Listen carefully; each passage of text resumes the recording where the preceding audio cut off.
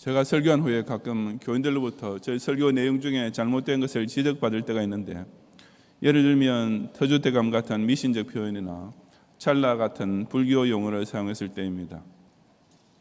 그중 하나가 팔자를 고친다는 말이었는데, 흔히 쓰는 표현이긴 하지만 사실 이것은 사주팔자에서 유래된 말입니다.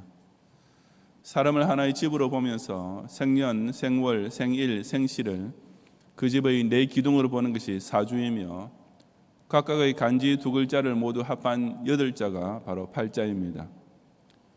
그 사주 팔자를 풀어보면 그 사람이 날 때부터 타고난 운명이 무엇인지를 알 수 있다는 것이며, 그런 까닭에 팔자를 고친다는 말은 인생이 바뀐다는 뜻으로 쓰이게 되었습니다. 하지만 이것은 어디까지나 미신이기 때문에 목사가 설교 시간에 그런 표현을 사용하는 것은 바람직하지 않다는 말을 들었던 것입니다. 옳은 지적이고, 저도 그 이후로 그 팔자를 고친다는 말뿐 아니라 그 외에도 우리가 무심코 사용하는 말 중에서 근본을 따지면 미신이나 우상 종교에 연관된 표현은 자제하려고 나름 노력을 하고 있습니다. 그러나 워낙 우리라는 말 자체가 불교나 유교의 영향을 많이 받았기 때문에 그런 말을 완전히 배제하기는 어려울 것 같습니다. 사실 팔자를 고친다는 말도 그냥 인생이 바뀐다라는 말보다는 그 의미가 훨씬 더 딱 와닿지 않습니까? 오늘 본문은 소위 계명 따위를 해서 팔자를 고치려 하는 불신자와는 달리 우리 기독 신자는 믿음을 통해서 진짜로 인생이 바뀌게 되는 것을 선포하고 있습니다. 사도 바울은 본문 앞에 기록된 15절부터 22절의 말씀에서 하나님의 구속 역사가 아브라함으로부터 모세를 거쳐 예수 그리스도에 이르기까지 어떻게 펼쳐져 왔는지를 증언했습니다. 그리고 이제 23절 이하에서는 그 하나님의 크신 구속사가 우리 각 성도 한 사람 한 사람에게 어떻게 구체적으로 적용되는지를 밝히기 시작합니다. 이 시간 저는 본문의 말씀을 통해 믿음이 오기 전의 사람과 믿음이 온 후의 사람이 어떻게 극적으로 바뀌게 되는지를 함께 상고해 보고자 합니다. 첫째로 믿음이 오기 전의 사람은 율법의 저주 아래 갇힌 죄인일 뿐이었습니다. 본문 23절과 24절을 함께 봉독하겠습니다. 믿음이 오기 전에 우리는 율법 아래에 매인 바 되고 계시될 믿음의 때까지 갇혔느니라. 이같이 율법이 우리를 그리스도께로 인도하는 초등교사가 되어 우리로 하여금 믿음으로 말미암아 의롭다함을 얻게 하려 함이라. 아멘. 믿음이 오기 전에는 우리 모두 율법의 저주 아래 있는 죄인 이외에 아무것도 아니었다는 사실에 대해 사도 바울은 두 가지 비유를 들어 설명해 주고 있습니다. 우선 23절에서 사람은 율법이라는 간수에게 사로잡혀 있는 죄수와 같다고 했습니다. 믿음에 오기 전에 우리는 율법 아래 매인바 되었었다는 말씀이 그 뜻입니다. 특히 여기서 매인바 되다라는 말은 문자적으로 군인에 의하여 경호 혹은 감시를 당하고 있다는 뜻입니다. 예를 들어 어떤 도시가 적군으로부터 공격을 받게 됐을 때 그 도시 외곽을 봉쇄함으로써 적군의 침입을 막고 동시에 아군의 탈주와 거주민의 이탈을 방지하는 경우 등에 적용된 단어였습니다. 다시 말해서 도저히 바깥 세계로 나갈 수도 없고 연락을 할 수 없도록 속박된 상태를 뜻하는 말이며, 23절 끝에 나오는 갇혔느니라는 단어도 본질에서는 같은 뜻입니다. 그러므로 결론적으로 이 두 단어가 강조하는 바는 원래 사람은 누구나 다 율법의 감시에 매이고 정죄라는 감옥에 갇혀서 절대 스스로는 빠져나갈 수 없는 죄인이다라는 사실입니다. 둘째 24절에서 사도 바울은 초등교사라는 비유로서 사람의 죄인된 상태를 설명합니다.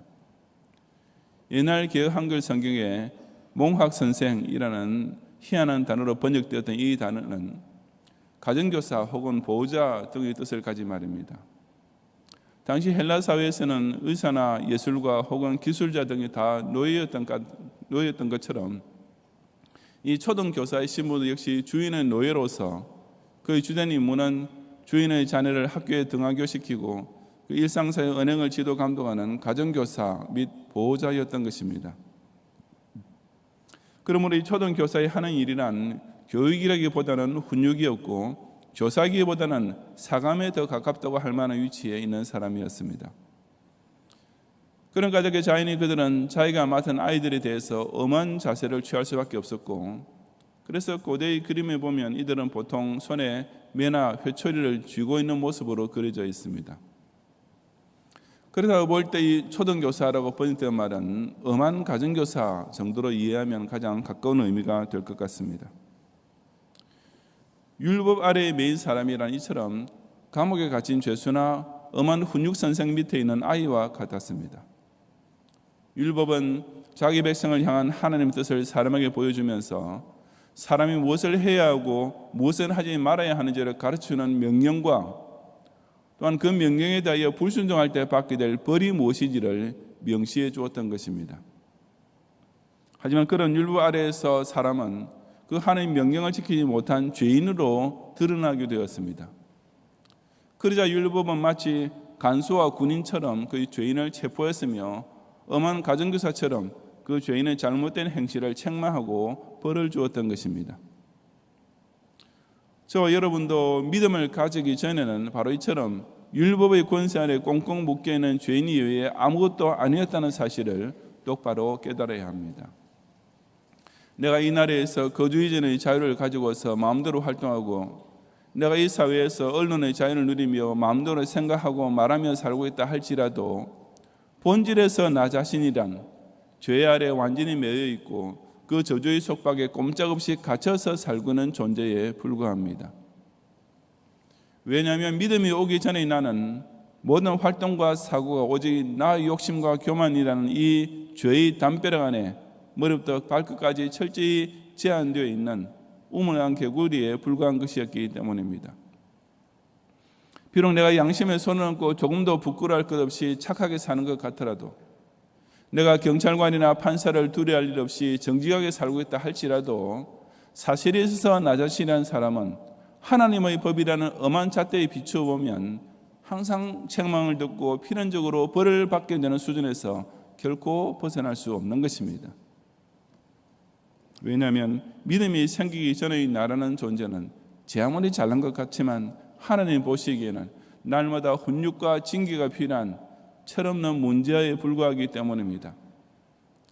다시 말해서 율법이라는 초등교사가 감동하는 한 우리는 책망을 받지 않을 수 없고, 율법이라는 간수가 지키는 한 우리는 그 징벌에서 빠져나갈 도리가 없는 죄인일 뿐입니다. 우리는 자기 자신에 대해서 그 무엇보다도 바로 이 사실부터 깨달아야만 합니다.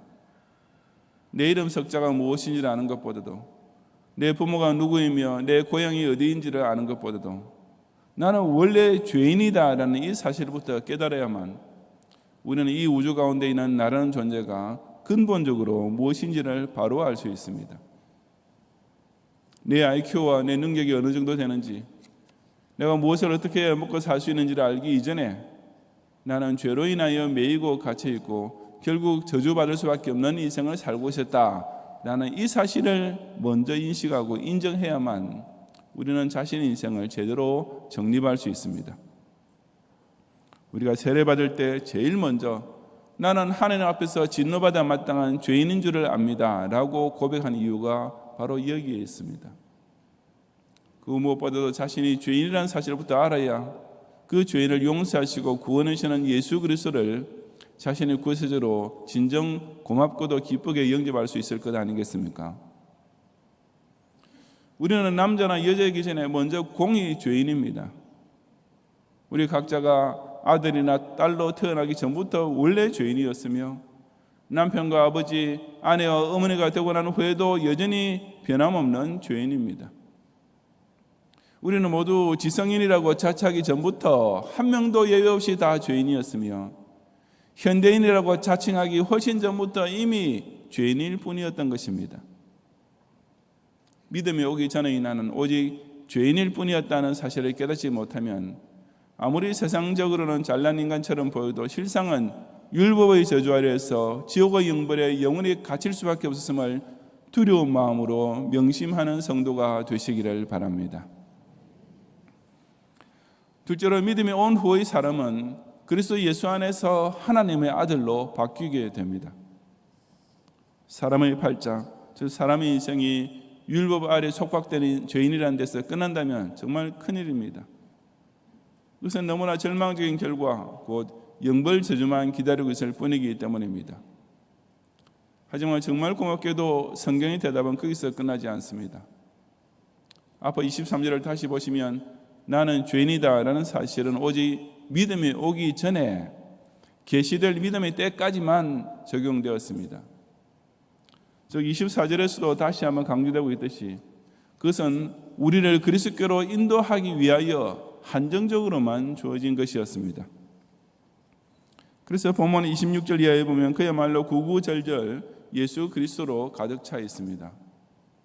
다시 말해서 믿음이 온 후라는 말과 그리스도 예수 안에서라는 말이 그의 동격으로 사용되고 있습니다. 초등교사 율법 아래에서는 죄인에 불과했던 우리가 이제 예수 그리스도 안에서는 전혀 다른 존재로 인생이 바뀌게 된 것입니다. 그렇다면 믿음이 온 후, 즉 예수 그리스도를 믿게 된 후의 사람은 구체적으로 어떻게 바뀝니까? 본문은 이 질문에 대해 세 가지로 대답해 줍니다. 첫째로 믿음이 온 후로 우리는 하나님의 자녀가 되었습니다. 25절 이하 27절까지 함께 봉독하겠습니다. 믿음이 온 후로는 우리가 초등교사 아래 있지 아니하도다. 너희가 다 믿음으로 말미암아 그리스도 예수 안에서 하나님의 아들이 되었으니 누구든지 그리스도와 합하기 위하여 세례를 받은 자는 그리스도로 옷 입었느니라. 아멘. 우리는 예수님을 믿는 믿음 안에서 그 그리스도 예수 안에서 하나님의 아들이 되었다고 했습니다. 하나님은 더 이상 율법을 가지고 우리를 책망하시고 징계하시고 감옥에 가두시는 엄한 재판관이 아니라 이제 우리의 하늘 아버지가 되어주십니다. 예수 그리스도를 믿는 믿음을 보셔서 우리를 용서하시고 당신의 자녀로 영접해 주시는 인자한 성부 하나님으로 나타나시는 것입니다. 그처럼 하나님께서 우리의 아버지가 되셨으니 우리는 이제 그분을 더는 두려워할 필요가 없고 그분이 내리신 벌도 전혀 걱정할 필요가 없습니다. 오직 그 하나님을 깊이 사랑하고 진실하게 모시는 삶만 남아있을 뿐입니다. 이 얼마나 놀라운 변화입니까? 조금 전까지 우리는 죄인에게 내린 선고의 마지막 집행 순간만 기다리며 벌벌 떨던 죄수였습니다. 조금 전만 해도 우리는 초등교사의 엄한 감독 아래 매여있는 미성년자에 불과한 자들이었습니다. 그랬던 우리가 이제는 놀랍게도 하나님의 아들이라는 지위를 누리며 하나님과 교제하는 하나님의 자녀가 되었습니다. 초등교사는 그가 가르치던 주인의 아들이 성장하여 주인의 유업을 정식으로 잊게 되면 그 자신도 역시 자기가 훈육하던 주인의 아들 밑에 종속되었습니다. 우리 기독 신자 역시 이제는 더 이상 초등교사 아래에 있지 아니하고 율법의 모든 속박에서 벗어나 오직 하나님의 아들로서의 신분을 얻고 그 완전한 자유와 특권을 마음껏 누리게 된 것입니다. 이 모든 것이 오로지 믿음이 온 후에 믿음으로 말미암아 이루어졌습니다. 그 믿음이 온 후의 삶은 더 구체적으로 말해서 바로 그리스도 예수 안에서 그리스도와 합하여 그리스도로 옷 입는 중생을 뜻하며 세례는 그와 같은 내적 변화를 외적으로 확증해 주는 성례입니다. 이처럼 믿음은 우리에게 하나님과의 화목을 회복하고 새로운 연합을 이루게 해줍니다. 즉 예수를 믿는 믿음과 그것을 확증해 주는 세례를 통해 우리 모든 이제 하나님의 자녀라는 새로운 인생으로 완전히 바뀌게 된 것입니다. 둘째로 믿음이 온 후로 우리는 한 그리스도의 보혈로 통하는 형제 자매가 되었습니다. 28절을 함께 봉독하겠습니다. 너희는 유대인이나 헬라인이나 종인이나 자유인이나 남자나 여자나 다 그리스도 예수 안에서 하나이니라. 아멘. 믿음이 온 후로 이제 우리는 예수 안의 형제 자매로서 서로가 서로에게 속한 존재가 됩니다. 이 새로운 관계는 이전에 사람과 사람을 떼어놓고 차별시키던 모든 벽을 한꺼번에 무너뜨리는 실로 놀라운 교제입니다. 그것은 우선 유대인이나 헬라인이나 아무 구별이 없는 저 인종의 차별을 극복하는 유일한 교제입니다. 유대인과 헬라인의 차별은 오늘날 현대사회 속에 존재하는 인종차별보다 훨씬 더 심했으면 심했지 결코 덜하지 않았습니다.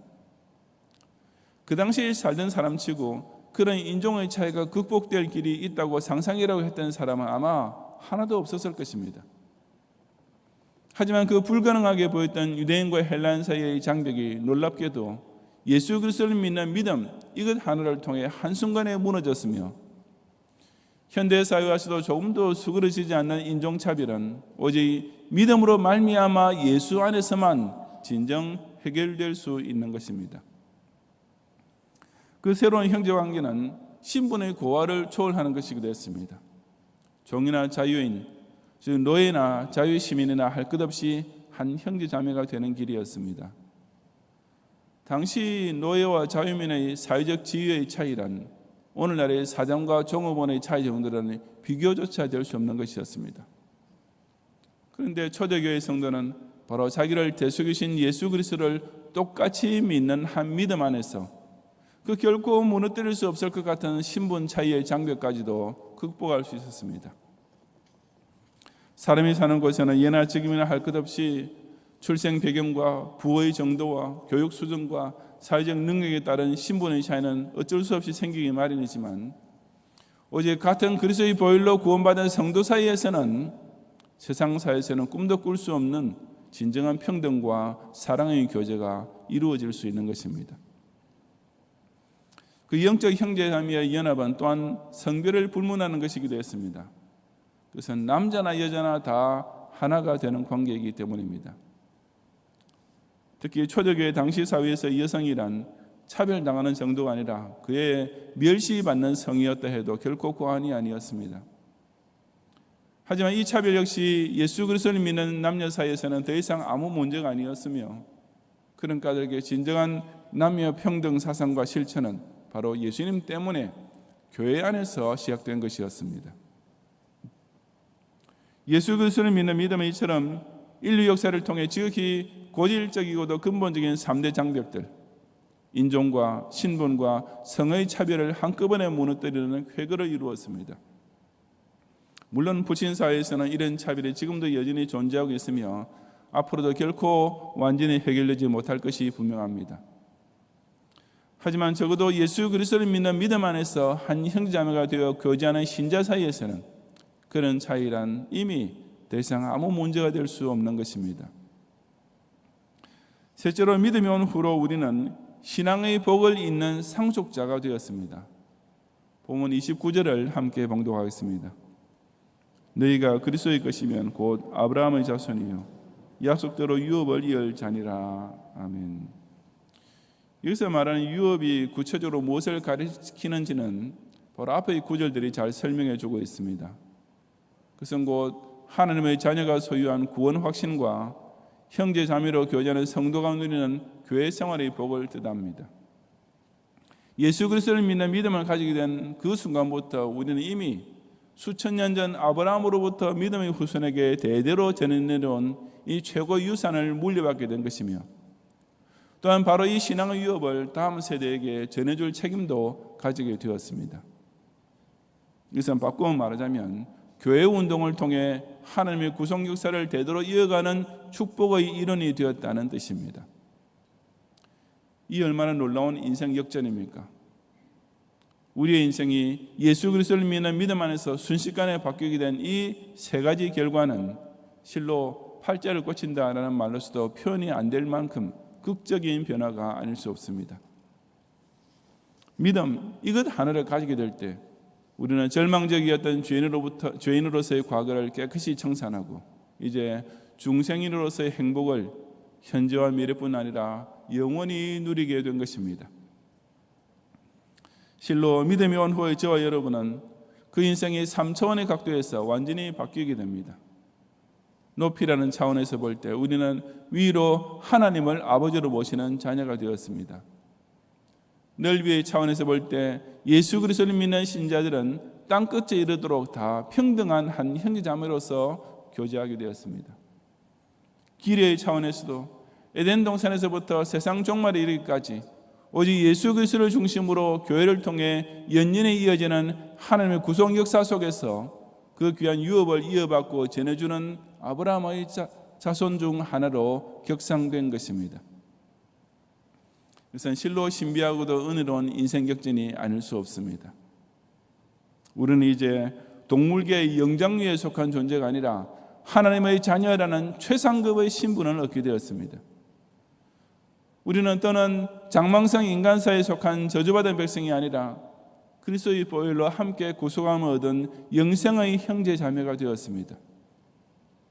저 여러분은 21세기에 잠시 살다가 죽을 인생이 아니라 아브라함 때부터 선민 이스라엘 자손에게 대대로 전해지는 축복의 유업을 세상 끝날까지 이어갈 특별한 상속자가 된 것입니다. 오직 예수 그리스도를 믿는 믿음이 온 후에만 누릴 수 있는 이 놀라운 새 사람의 은총과 복을 늘 자각하며 끝까지 누리는 성도가 되시기를 바랍니다. 성도 여러분, 같은 사람이라도 어떤 결정적인 사건을 겪고 나면 전혀 딴판의 다른 사람으로 바뀌게 됩니다. 군대 갔다 온 후의 남자는 군대 가기 전의 남자와 완전히 다른 사람이 됩니다. 철없고 게으르고 불평만 하던 문제아가 의젓하고 부지런할 뿐 아니라 작은 것에도 감사할 줄 아는 어른으로 바뀌는 것입니다. 아이를 낳아본 여자 역시 처녀 때와는 다른 사람이 될 수밖에 없습니다.